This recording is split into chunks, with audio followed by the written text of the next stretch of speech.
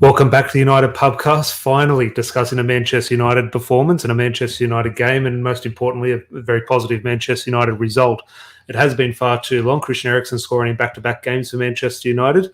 Obviously, a little bit of distance in between those two kickoffs, but obviously scoring against Fulham and getting the first goal in this match against Burnley in the League Cup. So we'll discuss all things Christian Eriksen because his performance maybe went under the radar in regards to a few talking points. But Larry is absent today, a last-minute injury, and I've been sort of going around the substitutes bench looking for someone.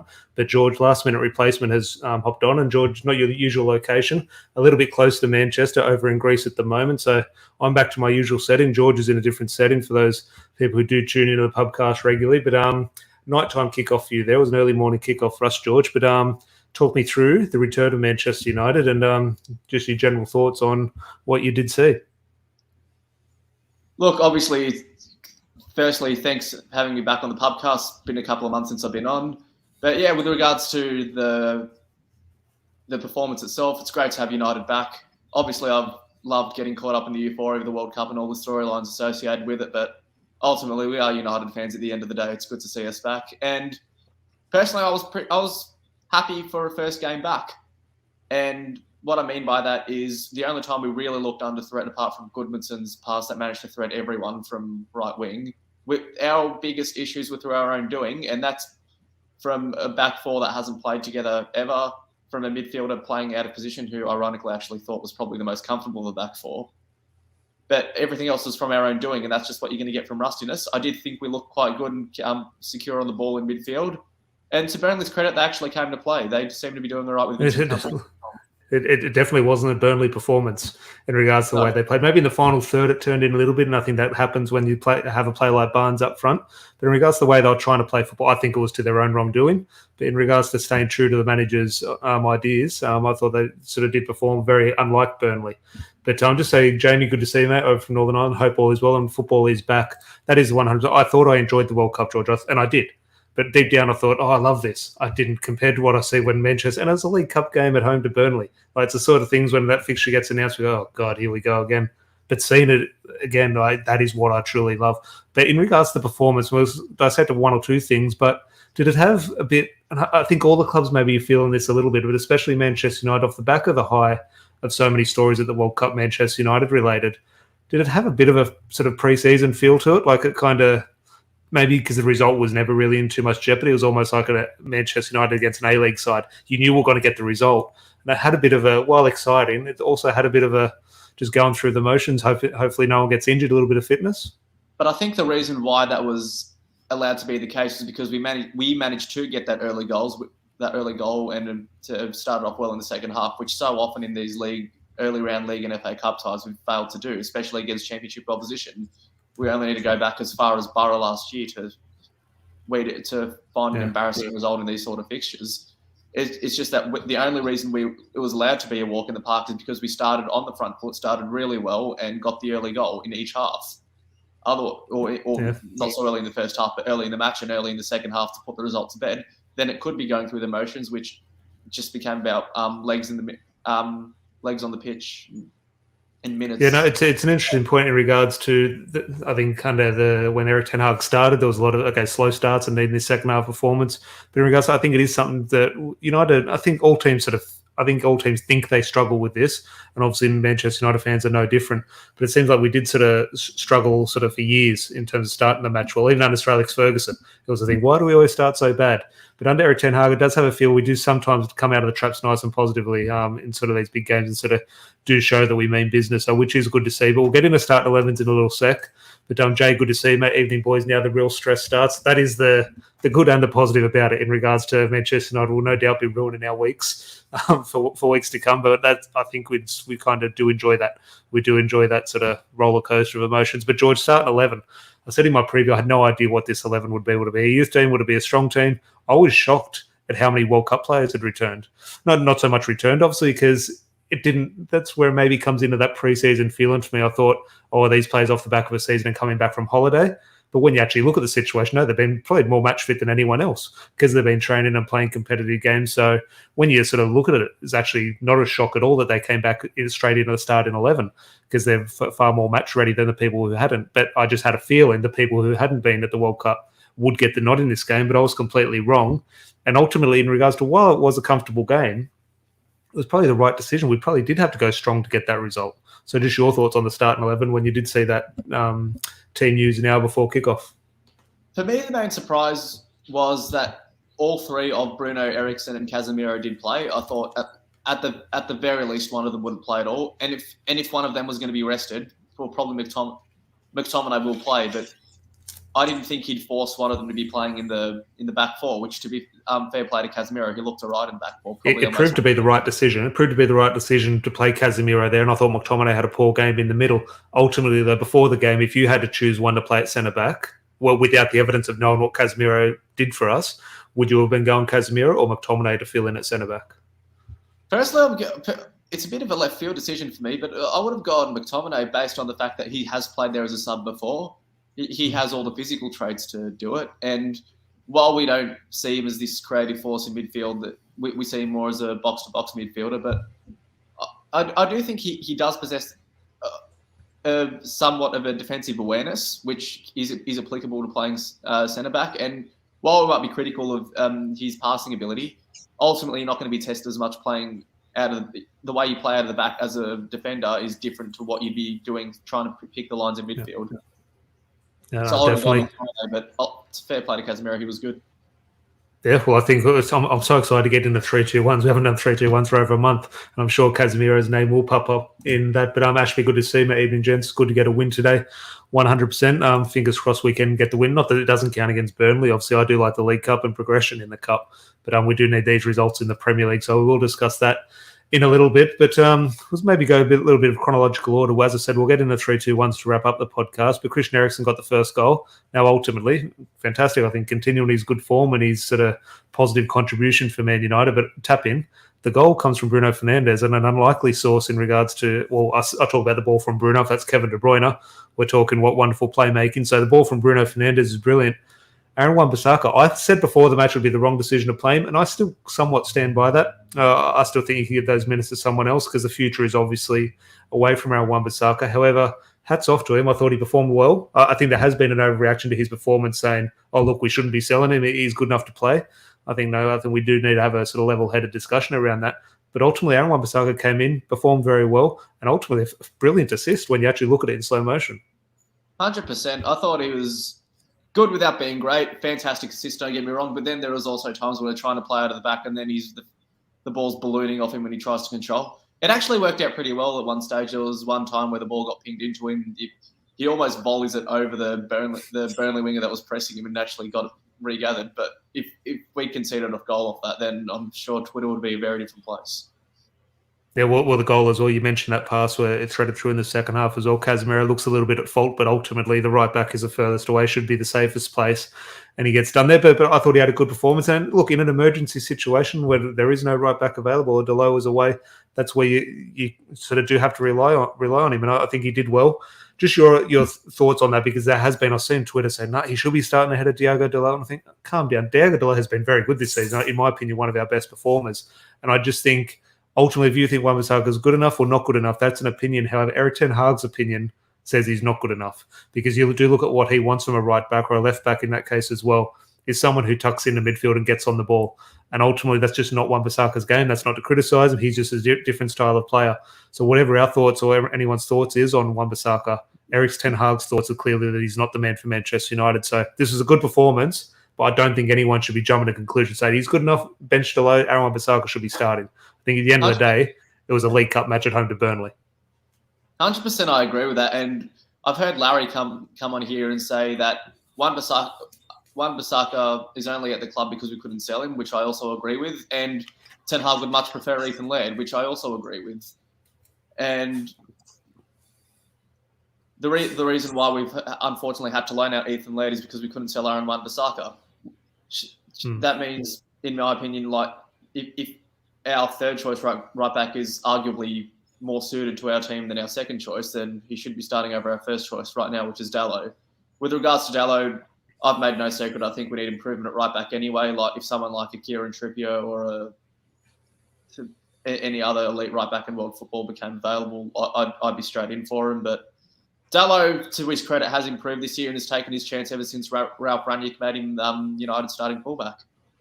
Yeah, no, look, I wouldn't disagree with that. I'd like to see him maybe afforded the opportunity to be that number one, but definitely if Ten Hag has an eye on someone in the transfer window, I definitely look at the right back situation as a room for a little bit of improvement. But Ashby here, so and while he had moments, Delay should still be ahead of wan-bissaka.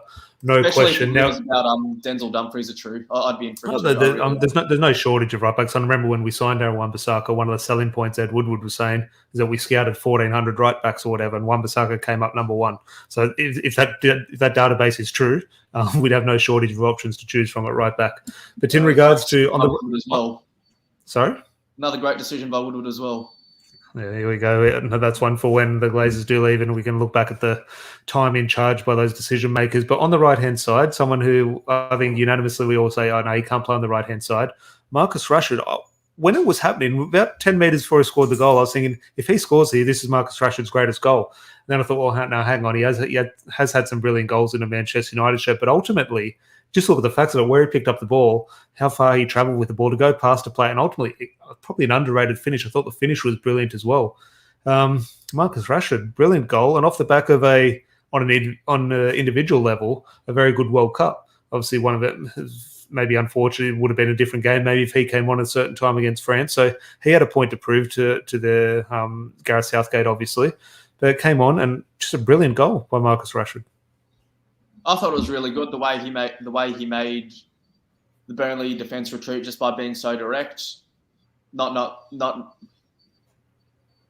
exactly giving them a straightforward option for how to deal with him, whether to force him wide, whether to go in and make the challenge himself. And then when he got into a position which is actually quite a narrow angle and managed to put it right into the bottom corner beyond Peacock Farrell, who I actually thought had a good game in goals for Burnley today. Great finish. And is it his best ever United goal? I disagree, but in terms of a solo goal, yeah, it'd be right up there. Yeah, no, I was just thinking, I think maybe something that takes, and look, it's a brilliant goal. I think it is one of some of my favourite sort of Rashford goals. I think the things that maybe hold it back from that debate is it was in the League Cup. It wasn't in the Premier League or Champions League. It was against the backpedaling defence. Let's be real. Not only the backpedaling, the defending as well. Like, great bit of skill and obviously great pace, which takes skill by Rashford. But the defending, I thought, oh god, that was like Harry Maguire last season defending. So I think that maybe takes it away from it. But from Rashford's point of view, I thought it was a brilliant goal, and he not needed it, but off the back of that World Cup form, he needed to continue that. So that's fantastic to see because look, we're short of options up front now in terms of there's no Ronaldo, there's no Jadon Sancho, who I want to touch on in a little bit, but fantastic. So I think he's in with a shout with 3 points. It'll be interesting when we get into 3-2-1. So get your comments ready if you are in the live chat. But before we do wrap up on just one or two topics there, George, is there anything in regards to the match, talking points, decisions, performances that you want to touch on? No, not too much that we haven't covered. Not Dubravka's first touch? Oh, Dubravka. Okay, let's just go on him quickly. So Dubravka actually made a good save leading into the corner, but then after that corner, I don't know what happened after that. It's one of those things that Ten Hag said Dubravka is very composed on the ball, which I do find to be true, but composed doesn't necessarily mean good on the ball. Like the way that he showed composure, just not to panic. He should have been panicking. That is actually good composure, but it's not good quality on the ball. So he should have been panicking. Yeah, look, I said before the game. He punching at rebounds off Lindelof and goes over Casemiro all that stuff. Imagine conceding a goal like that. Yeah, no, I saw that one. Look, it must be hard, obviously, a player who doesn't play often and then off the back of it, this unique situation in regards to a different back four and hasn't played for so long. Hard circumstance for him, so it's hard to judge. But ultimately, goalkeeper at Manchester United, you are going to be judged sort of fairly harshly and unfortunately rightly so. So I think David De Gea's spot is safe. We'll definitely be having many David De Gea discussions in the near future because it looks like many contracts have been extended, like Marcus Rashford, Diogo Dalot, maybe one or two more in regards to trigger and extension. David De Gea is available for that as well, but David De Gea's contract hasn't been triggered. And everyone thinks, oh, that means he's going. Well, it does look like Manchester United are looking to extend that deal, but extend it potentially on lower wages. So I think the David De Gea and goalkeeping discussion is definitely one to rumble on, but I don't think Dubravka comes into that discussion. I think De Gea's seat is safe, or spot between the sticks is safe for the rest of the season. Now, George, 3-2-1s. I have waited over a month for these 3-2-1s. I forgot how much I missed them. So if you are new to the podcast, 3-2-1s, we would sort of tally up every performance in regards to the season.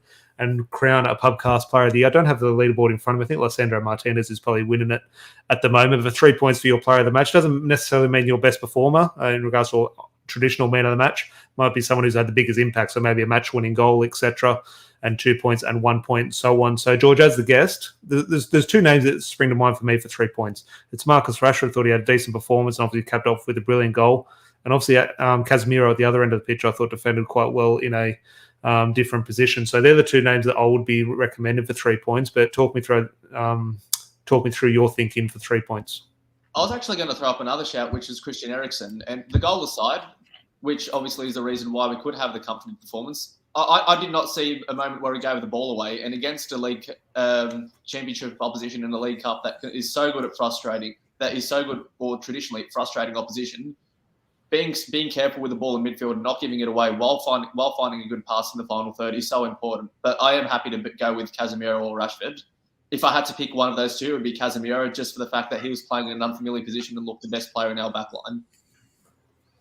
It's an interesting shout. As I said at the start, I thought Christian Eriksen did have a good performance. And in terms of, I thought the collective was a good performance, but ultimately no one really stood out as having that man of the match performance. So I do think Eriksen performed well. And I mentioned that, but ultimately I do think in regards to points, there are sort of many sort of cases around the pitch the way Christian Eriksen might not slip into my top three. So if you're on the live chat, do let me know, because I might need some help with this, because we might have a little bit of a disagreement. But George here, just going back onto the Dubravka thing. Funny thing, after Dubravka made those mistakes, I started to think about David De Gea, and the commentator said United fans will be looking forward to De Gea returning. Look, the De Gea discussion won't sort of go away in regards to potential limitations with his game, but ultimately you compare that to Dubravka. De Gea no doubt walks in, but he does give his 3-2-1s here. Rashford for 3, Casemiro for 2, and wan-bissaka for 1, first game back out of the blue. George, I'm agreeing with the other George here in regards to those 3-2-1s. I'm going Rashford because ultimately it's a great goal. And ultimately I thought it performed well and sort of, I wouldn't say led the line, but obviously played from a wide position. But ultimately, I don't want to say match-winning goal, but obviously the goal looks for itself. Casemiro, as you mentioned, it's hard to split those two. But I think, in regards to, he's not going to win the award at the end of the season, but I think Aaron Wan-Bissaka is deserving of something. Like we do have to praise him when it's due, and I think maybe, okay, Christian Eriksen performed better. But in regards to the situation, I think Wan-Bissaka definitely deserves something. Yeah, if we're going to go on the criteria of situation and actual impact, Eriksen's goal doesn't happen without Wan-Bissaka's athleticism. Sure. And for the fact that Wan-Bissaka, as George mentioned, it's his first game out of the blue. I think the last game he actually played was against was it Brighton or Brentford that he last played? Has he played under Erik ten Hag? I'm trying to think. Yeah, it was the first game against Brighton or Brentford, whichever one. So it was obviously not a good one, because those two games were obviously... I can't remember which one it was. It was one or the other. Distant memory for those two. But look, we'll go those for a nice return of 3-2-1s. Rashford for 3, Casemiro for 2, and we'll give Aaron Wan-Bissaka his 1. Now, just one more topic we do wrap up, George, before that. On Aaron Wan-Bissaka, shop window. Is it one of those old-fashioned ones where he maybe just puts an extra $5 million on his price, or maybe not a $5 million, but just sparks maybe a little bit more interest in him? Do you think this is ultimately a positive for both player and club in regards to a move? In regards to the player, obviously it's positive. He's feeling good about himself. Looking forward to where his next destination is going to be. With regards to the sale, personally, I don't think it changes anything. The same clubs that were interested in Wan-Bissaka before are still going to be the same clubs that are interested after. And United were going to demand a stupid price tag anyway, because we made the mistake of paying $50 million for him. So I don't think that's changed anything either, to be honest. Forget the situation around Ethan Laird. I still think there's been no real concrete information from the club in regards to the eligibility to bring him back from loan. So scrap Ethan Laird for a minute. In regards to the transfer market, obviously we do need investment at right back, so fingers crossed we can bring in a right back. But weighing up that transfer market situation, is there a situation where you think it's the right thing to hold on to Aaron Wan-Bissaka? If we can't bring in a new right back, would you be keeping Aaron Wan-Bissaka, or do you think we really need to look to the future now in regards to getting things off our book and moving forward? Do you think no matter what, if he's not the plans, get rid of him, or could you see a situation where it's right for Erik ten Hag to hold on to him? I can see where it's right to hold on to him for the next 6 months, but not beyond that. Yeah. Oh yeah, I can't see it happening. It's just in regards to, look, you pick up an injury and you need a right back for 5 or 6 weeks. You're going to play Brandon Williams or you're going to play Aaron Wan-Bissaka. Just if that right back doesn't come in, I think it is interesting. But it's not like a Ronaldo or a Aubameyang situation where that player is that high profile and they're causing trouble in the dressing room. Like, no one's going to bat an eyelid if Wan-Bissaka's on the bench for the next 6 months. No, I don't disagree with that. George here saying Brendan Williams needs to go as well on loan. Yeah, he got an appearance. I think I'm pretty sure that's his first appearance, obviously, due to injury. That's his first appearance under Eric Ten Hag. Came off the bench, which was good to see. But I agree in regards to a future. I think that maybe is away from the club from I think Brendan we need Williams. to cash in on the 15 million that Brighton wanted to pay for him, if I'm being completely honest. Well, United need to start selling, not selling players like in terms of getting rid of bodies now, but business-wise, if a player sort of demands a bit of a transfer fee and a club shows a bit of interest and the future is away, we need to start selling players get a little bit of money for them. Unfortunately, because Richard Arnold's discussion with those fans in the pub a couple of months ago alluded to the fact United have no money after this transfer window, so we need to start recouping some. But last bit before we do wrap up, George, someone who wasn't on the pitch today or wasn't available, Jadon Sancho, he was, I forget the line of questioning right at the end of the press conference, but the interviewer asked Eric Ten Hag, do you have any update on Jadon Sancho's return to training, return to the club? And it was a straightforward, just flat, no, I don't have any information on that. No, I thought, okay, one, that's honest, so that's good that he might just have no information. It might be a personal thing with Jadon Sancho, we don't know. But also, it was a firm no. It sort of took everyone back, oh, okay, he's not going to provide any clarity or say, oh, no, he's working hard and he's getting himself fit, he's maybe back in a week or two. That wasn't the answer. So the Jadon Sancho situation, just your thoughts on the latest. I guess you could also say the same thing about Harry Maguire or anyone else that's normally there. I think Harry Maguire's been back in training. He was back at quarantine. It looked like he maybe just picked up a bit of a knock or a little bit sick. But Jadon Sancho's obviously not returned to quarantine. He's obviously training overseas. Look, maybe you and Larry have made this point. For someone who is an elite athlete, and obviously I don't mean to be cynical, but he does get ill quite a lot, doesn't he? Yeah, no, that is a thing. And look, if we're discussing someone's injury record with their knee or someone has bad hamstrings, we can discuss that, and that's sort of on the table and off it. But someone gets ill, and sort of rightly so, but medical information, private medical, personal information is kept confidential, and you can understand why. And I don't want to invade someone's privacy in regards to that, but that does go into a football fan's category of injury record. So Jim Ratcliffe is our owner, then he can get his pharmaceutical company on our shirts, and hopefully Sancho, we've got a fit firing Sancho every week after that. But what do you think happens with Jadon? Do you think, my hunch is to, don't hope anything has happened bad in his personal life, but my hope is that it's just a personal thing and he's dealing with that, and when he's said he's right, he'll come back. And from Eric Ten Hag's line of question, we do like with how he dealt with the Ronaldo situation, with Maguire, and now potentially with Jadon Sancho, he does seem honest. Now, is he honest for his own good in terms of is he very good at sort of spinning the truth?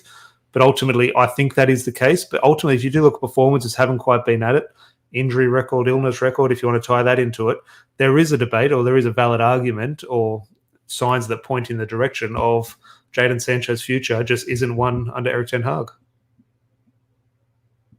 Yes and no, because I think his best performance and most key performance so far this season where Ten Hag has trusted him has been against Liverpool.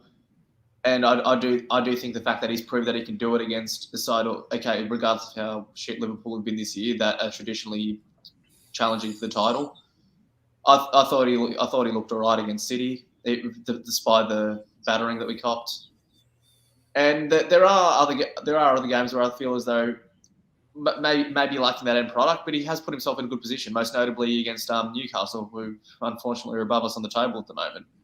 I think the thing with Sancho is he just needs a consistent run of games, and that's something that it's going to be hard to come by with the form of Rashford and Garnacho and with his injury and illness record. Garnacho, we haven't even mentioned. I thought had a solid display today. Maybe could have got 2 goals and we would have a different discussion.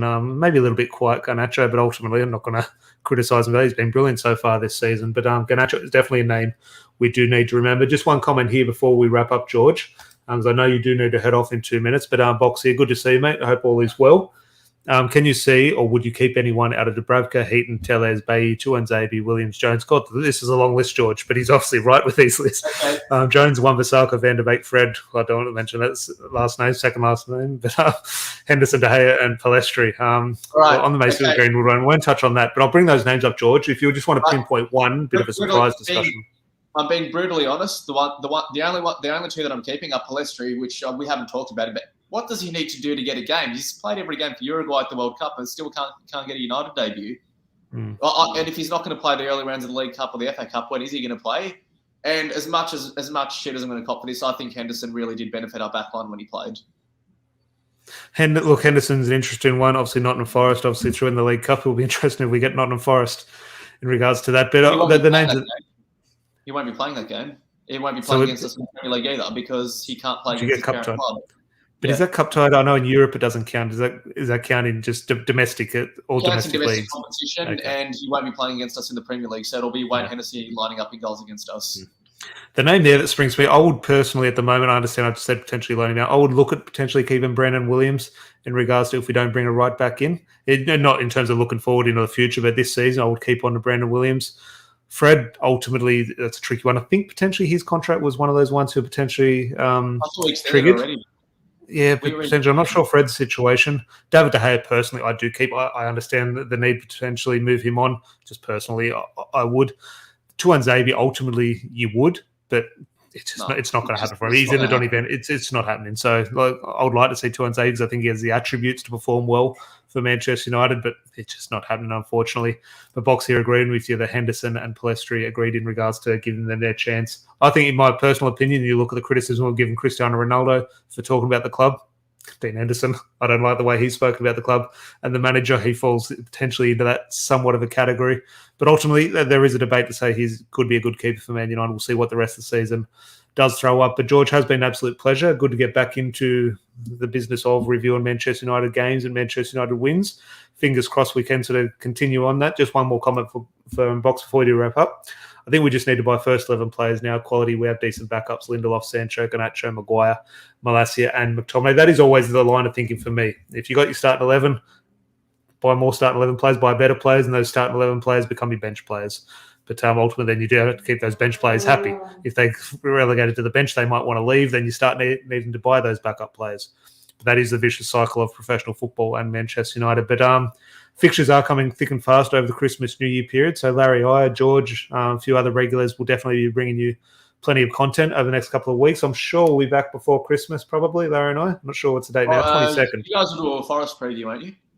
Forest preview. We'll be definitely. I'm not going anywhere for Christmas. I had my weekend away, so if there is any breaking news, I will definitely be going live. If you do want to come on the podcast, do send us a message. Happy to have anyone new one who hasn't been on before. More than welcome. Do shoot us a message. But hopefully everyone did enjoy that. Enjoyed the interaction. Please do leave a like on the video. That'd be great. George, pleasure, mate. Thanks for having me on, and hopefully I can catch you after I'm in Manchester or in London watching United away game. Fingers crossed, fingers crossed. Maybe you can bring us some content there, do your own solo video for us.